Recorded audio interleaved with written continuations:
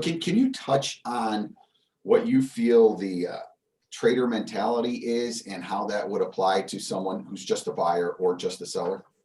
Well, I think when I started in the business, Mike, I was a OSB, a particle board buyer. And then I got into some cut to size kind of thing. So when I got to cut to size, I was on both sides of the transaction, having to buy the product and sell the product. And that was early on in my career, probably within the first year. And I realized the difference between buyers and sellers, and considered myself at the time to be something different than a buyer and a seller, and didn't realize what that was until I went to work for a wholesale company and identified myself with everybody else as a trader. And I think the difference between a buyer and a seller and a trader is a buyer is really just an order giver. A lot of time a buyer can fall into the groove of having a list of what go on the lumber yard and find out what you need to buy. You make a list, now you email it out or text it out or however you communicate it out to half a dozen people. You wait for the prices to come back in, and then you pick the one that's got the best prices and you send them a PO. And there's really no market information exchange. You just take for granted what they tell you is the truth. And the same for sellers. Like on a mill sales side, you get a list of things that you need to sell every day.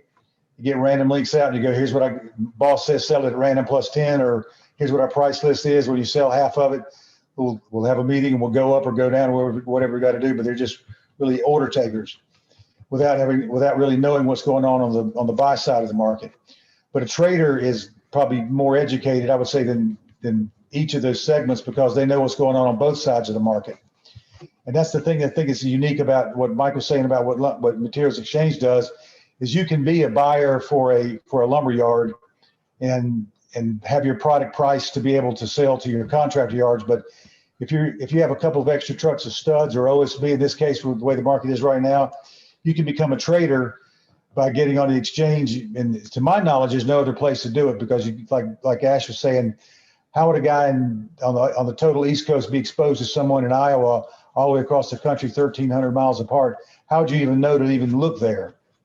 So the great thing about the digital market is, and the way these guys have got this set up, is that it allows anybody to show anybody anything.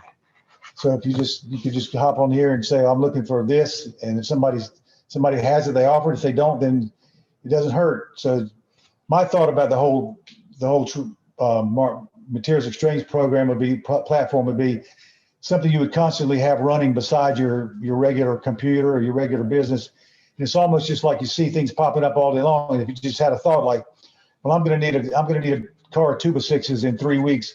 Let me see if I buy it today, what's the price going to be? And you watch and see what the market's, all the information that you have about the market, whether it's going up or down or sideways, and you formed your own opinion of what you think the market's going to do, and you decide whether you want to shop it now, shop it later. But you can always just find what a true market value price is, or price exploration, just right away by just putting it up there, just getting bids and making bids and offers on the platform.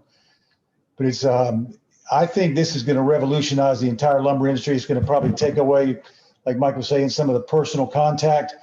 But that personal contact is something that's 102-year-olds have tried to convince everybody that's necessary.